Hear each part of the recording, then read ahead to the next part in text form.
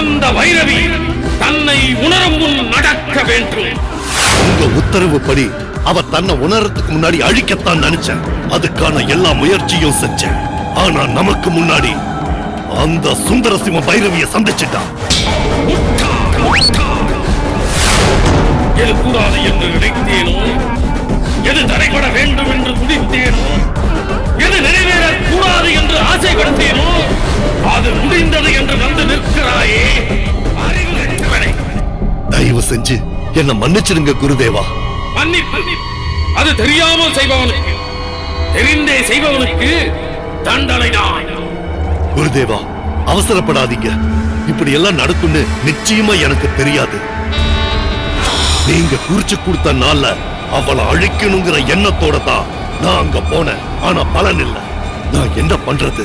அந்த மதுரகாளியோட மகிமை பொருந்திய குங்குமத்தான். போதும், நிறுத்து. என்னை அழித்தவள் பெயரை என்னும் சொல்லாதே.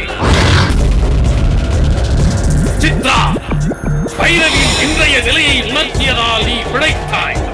இனி உன்னால் அவளை அழிப்பதென்பது சாத்தியமில்லை.